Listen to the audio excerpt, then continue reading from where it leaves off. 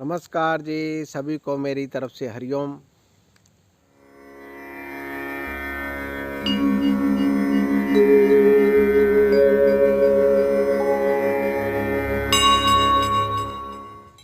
मैं कुछ महानुभावों से मिला था और उन्होंने अपनी एक अभिव्यक्ति दी कि आप हमसे मिलकर काम कीजिए।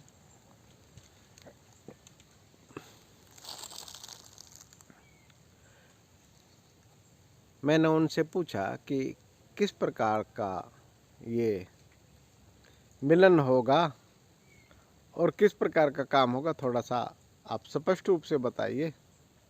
तो उन्होंने कहा कि ये काम सनातन धर्म के ऊपर होगा और सनातन धर्म तो आपको पता ही है कितने गर्त में गया हुआ, किस तरीके से उसको चोट पहुंचाई जा रही है, किस तरीके से उसको उखाड़ के फेंका जा रहा है। आज का जो समाज है सनातन धर्म को नहीं मानता और यह बड़ी विडंबना है। आगे जाने के बाद ये समस्या खड़ी कर देगा। इसलिए सनातन धर्म की रक्षा के लिए, सनातन धर्म के बचाने के लिए आप हमसे जुड़कर काम कीजिए। मैंने कुछ समय उनसे मांगा कि मैं चाहता हूं कि मुझे कुछ समय सोचने के लिए टाइम दिया जाए, परंतु डिसाइड तो असल में वहीं पे हो गया था। खैर, सबके अपने अपने विचार हैं। जिन्होंने शास्त्र पढ़ रखे हैं, वेद पढ़ रखे हैं, उपनिषद पढ़ रखे हैं, उनके लिए सनातन की व्याख्या अपनी है, क्योंकि उनके पास उपमाएं हैं, उदाहरण हैं, संस्कृत के बढ़िया बढ़िया श्लोक हैं। मेरे पास नहीं है वो। अगर आप मेरे से कहोगे कि फलाने उपनिषद में ये लिखा था सनातन का मतलब, फलान उसमें वेद में ये लिखा था सनातन का मतलब, तो मैं यही कहूँगा कि ठीक है, लिखा था तो मानिए, उसको धारण कीजिए और चलाइए अपने सनातन धर्म को। क्योंकि मेरा मानना ये है कि सनातन का मतलब कुछ और ही है। जो ये लगा रहे हैं वो इनके मत के अनुसार है, मेरे मत के अनुसार कुछ और ही है। मेरे मत के अनुसार अगर आप सुनना चाहेंगे तो मैं सुना देता हूँ। मेरा मत सनातन की जो व्याख्या करता है, अगर किसी नाम की व्याख्या की जाती है तो उसको संधि विच्छेद किया जाता है, असल में टुकड़ों में बांट दिया जाता है। यह संस्कृति की एक विशेषता है।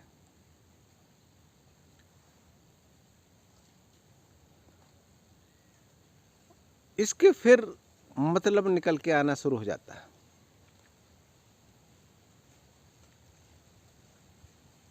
सत्य जमा में आनंद, सनातन। सत्य से ही उसका तन बना हो, सनातन। सत्य में ही आनंद की प्राप्ति होती हो, वह सनातन। मैं साधारण व्यक्ति हूँ। मैं संस्कृत का बहुत बड़ा विद्वान नहीं, मैं छोटा भी विद्वान नहीं। मुझे लघु कौमुदी से इतना डर लगता था कि मेरी बेचैनी हो जाती थी, भूख प्यास खत्म हो जाती थी। जब व्याकरण याद करने के लिए दिया करते थे स्वामी जी, तो मेरी भूख प्यास जाती रहती थी। जी हाँ, इसलिए मैं आपसे कहूँगा कि मैं ज़्यादा संस्कृत के श्लोक नहीं सुना पाऊँगा। जो मैंने व्याख्या की है वो यही है कि सत्य क्या है। सत्य वही होता है जो हर समय एक सही रहे। तो कहते हैं तत्व ही सत्य है। तत्व अर्थात तत्व कौन सा? 5 महाभूत कहे हैं, जल पृथ्वी वायु आकाश अग्नि। ये 5 महाभूत बताए हैं, ये सत्य माने गए हैं। परंतु मैं इसमें भी एक अलग ही सिस्टम जो मुझे अनुभूति हुई है वही मैं आपको बताऊंगा। वह बताना मैं इसलिए उचित समझता हूँ कि असलियत में जो अनुभव होने के बाद मुझे महसूस हो रहा है उसकी अभिव्यक्ति आप लोगों के सामने करना जरूरी समझता हूँ। आत्मा हमेशा सत्य है और उसका आनंद ही स्वरूप है, जबकि पृथ्वी तत्व जो अगर सत्य मानते हैं तो उसका स्वरूप आनंद नहीं है, उसका स्वरूप है ठोस और जड़ता उसकी।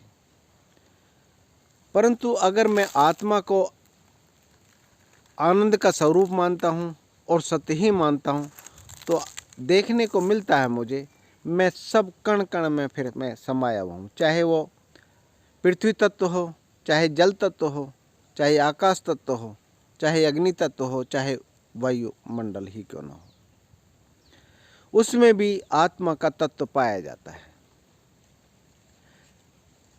वैज्ञानिकों ने शोध किया है अब, और वो प्रमाणिक है कि 1 क्यूबिक मीटर आकाश में से 1 क्यूबिक मीटर चौकोर वहाँ से ले लिया जाए और उस एटम को अगर विस्फोट किया जाए तो पृथ्वी के सारे समुद्र सूख सकते हैं,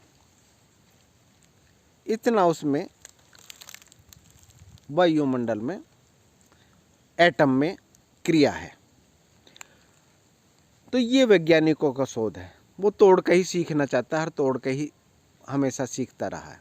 परंतु अध्यात्म का ये मत है कि अगर 1 क्यूबिक मीटर में इतना घनत्व है, इतना एटम है, तो एटम के अंदर जो क्रिया हो रही है वह भी आत्मा की ही है। और आत्मा सनातन था, अर्थात वह समय से बंधा हुआ नहीं था, उसकी आयु नहीं नाप सकते, आयु नापना संभव नहीं है, क्योंकि यह तब भी था जब हम नहीं थे, मनुष्य नहीं था, जाति नहीं थी, कोई जीव जंतु नहीं था, कोई समुद्र नहीं था, कोई पृथ्वी नहीं थी, तब भी था और तब भी रहेगा जब ये नहीं रहेंगे, और तब भी है जब ये सब कुछ है।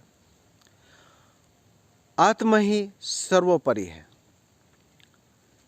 भगवान कृष्ण ने भी गीता सुनाकर सारी पूरी गीता सुना दी और उसके बावजूद भी उसके अर्जुन के समझ में नहीं आया, तो उन्होंने एक बात कहा था, अर्जुन तू मुझे इस तरीके से भी देख सकता है, सर्वधर्मान परित्यज्य, यानी कि जितने भी धर्म हैं ये 5 हमारे तत्व हैं, इनके अपने अपने धर्म बनते हैं। जैसे पृथ्वी का ठोस, वायु का बहाव और जल का तरल, इस प्रकार से ये है। तो इन धर्मों को त्याग कर मेरी एक शरणा मामेकम, मैं जो एक आत्मा हूँ वही सब में विचरता हूँ, मेरी एक शरणा, मैं तुझे मोक्ष दूंगा, अर्थात मुझे जान लेगा तो फिर तुझे मोक्ष हो ही जाएगा, मोह का क्षय हो जाएगा। ये मोह की जो आसक्ति है इसको छोड़कर मेरी शरणा। तो इससे यह सिद्ध होता है कि सब कुछ होने के पश्चात भी एक शेष, एक को जानने के बाद सब कुछ जान लिया जा सकता है। तो वह जो सनातन है वह किसी जाति से संबंधित नहीं है, मनुष्य जाति से संबंध हो, पशु पक्षी से संबंधित हो, सब में ही वह आत्मा विचरती है।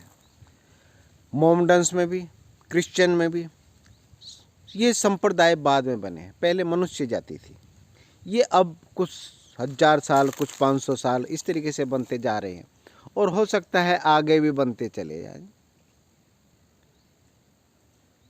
पर आत्मा सब में एक ही है। इसलिए मेरा मत यह है कि सनातन आदि से भी था और अंत में भी रहेगा और अब भी है। वह किसी जाति बंधन से नहीं बन सकता कि हिंदू धर्म अधिकारी है सनातन धर्म का, ऐसा नहीं है। उसका मत निकालने वाले निकालते हैं, वेदों की उपमाएं देंगे, उपनिषदों की व्याख्या देंगे और संस्कृत में पर बड़े बड़े श्लोक भी सुना देंगे, परंतु मैं उनके मत से सहमत नहीं हो सकता, क्योंकि मैं जो देख रहा हूँ वो वेदों से पढ़ा हुआ नहीं है, उपनिषदों से भी पढ़ा नहीं है, वो तोता रटा ही नहीं है। मैंने तो खुद अपने अंदर देखा है उस सनातन को। अब मेरा स्वरूप, जो मेरी ये वाणी निकल रही है, वो उसी के कारण है, उसी से ही वह प्रकाशित है। कारण कि अगर वो ना हो तो मुर्दे मेरे से भी सुंदर हैं, बहुत सुंदर है, बहुत ज़्यादा सुंदर है। उनके पास बुद्धि मेरे से भी बहुत ज़्यादा थी, परंतु चेतना जो है, एक आत्मा उसके अंदर से गमन कर गई है, इसलिए वो अभिव्यक्ति देने में असमर्थ है। तो चेतना जो आत्मा है, उसके स्वरूप के बगैर कुछ भी सत्य नहीं है। मैं तो यही मानता हूँ, सनातन की ये व्याख्या है, मेरे मत के अनुसार सही है, आप मानो या ना मानो। मैं तो यही मानता हूँ कि इसको, बुद्धि को काम करने दो, हार्ट को काम करने दो, आँखों को काम करने दो, परंतु जैसे आँखों की तरफ ध्यान नहीं दिया जाता। कभी देखा आँखों की तरफ ध्यान जाए, आँखों में कुछ पड़ जाएगा तो कहेंगे हाँ अरे मेरी आँख में दर्द हो रहा है, वैसे आँखों की तरफ ध्यान नहीं देंगे। सुंदरता की वजह से दे सकते हैं, हो सकता है। कान की तरफ ध्यान नहीं देंगे, कान में दर्द हो जाएगा तब ध्यान जाएगा, दिमाग में दर्द हो जाएगा तब जाएगा, हाथ में दर्द हो जाएगा, इनकी तरफ ध्यान नहीं दिया जाता। इसी तरीके से इसी चीज़ को डेवलप करते हुए यह बुद्धि की तरफ ध्यान ना देकर अपने स्वरूप की अगर तरफ ध्यान दें कि मैं क्या हूँ, तो आप जान पाएंगे कि अपने स्वरूप को देख पाएंगे, और वह साधारण है। ये पाखंडवाद ने, साधु समाज ने और ब्राह्मणवाद ने, ब्राह्मण का मतलब ये मैं नहीं कहता कि जाति से ब्राह्मण, मेरा कहने का ये है कि एक अधिकार, उसने इस प्रथा को बहुत ज़्यादा गंदा किया, दूषित किया है। और इस मैंने सिर्फ एक ही बात उनसे कहना चाहूँगा, अगर सनातन को बढ़ाना चाहते हैं और सनातन का धर्म का पालन करना चाहते हैं, तो बेहतरीन ये होगा कि मंदिर बंद कर दो, मस्जिद बंद कर दो, गुरुद्वारे बंद कर दो, सब ये बंद कर दो 20 साल के लिए, और फिर देखो इंसान अपने अंदर ही झांकने लगता है, देखता है कि मैं क्या हूँ, अहम ब्रह्मास्मि को प्राप्त कर लेगा, शिव को प्राप्त कर लेगा। अगर ये खोल के रखते हैं तो फिर इनका असली मतलब समझाओ कि मूर्ति को ध्यान करते हो तो मूर्ति आपको ध्यान एकाग्र करने में काम आती है, ना कि चढ़ावे के लिए। ये चढ़ा दो, ये चढ़ा दो, धन की आसक्ति मत रखो। और पंडित जी देखे तो कहने के ये पाखंडवाद ने, अपने स्वार्थों ने इस धर्म की व्याख्या बिगाड़ दी है। अपने अपने झंडे लगा के खड़े हो जाते हैं, सत्ता पे काबिज हो जाते हैं, और फिर जो ये लोग नुकसान करते हैं वो तो कोई भी नुकसान नहीं करता। अपने आप को पहचानो, प्राणों द्वारा संकल्प को रोको और अपने ज्ञान में उतर जाओ। यही सनातन है। सत्य में ही आनंद की प्राप्ति हो जाएगी। और इसकी केयर, ये जो ना शरीर की ये टाइमिंग जो घड़ी है, ये भी बंद हो जाएगी। ये शरीर की गति को रोक सकते हो, समाधि में उतर सकते हो, और आनंद की प्राप्ति। जब अंदर से पुष्प खिलता है ना, तो ऊपर से चेहरे खिलने लग जाते हैं ऑटोमेटिक। फिर फेयर लवली की ज़रूरत नहीं पड़ती, फिर हैंडसम की ज़रूरत नहीं पड़ेगी, निविया की क्रीमों की ज़रूरत, किसी भी प्रकार की क्रीमों की ज़रूरत नहीं पड़ेगी कि भाई ये क्रीम जो है ना अब अंदर से मिलने लग गई है, वो स्रोत मिल गया, इसलिए आनंद में रहता हूँ और मज़े में हूँ। तो असली स्वरूप में उतर गया हूँ और उसको देख रहा हूँ, वह आनंद ही स्वरूप है। हरिओम। आज के लिए इतनी। सब्सक्राइब बेशक मत करना, लाइक भी मत करना, शेयर ज़रूर कर दिया करो, और सबको प्रेरणा दो ये ऐसी वीडियो बनाएं जिससे कि हमारे अंदर भी बीज रह जाए। हरिओम भाई, हरिओम। सभी को नव वर्ष की शुभकामनाएं। हर घड़ी नई है, ध्यान रखना। मैं आपको एक बात खास तौर पर बता देता हूँ, नदी में से लोटा भर लो, अगर वो उठा कर रख लिया ना तो दोबारा से वो नदी नहीं मिलेगी, वो बह के चली जाएगी। हर पल नया है, हर पल का स्वागत कीजिए। हरिओम।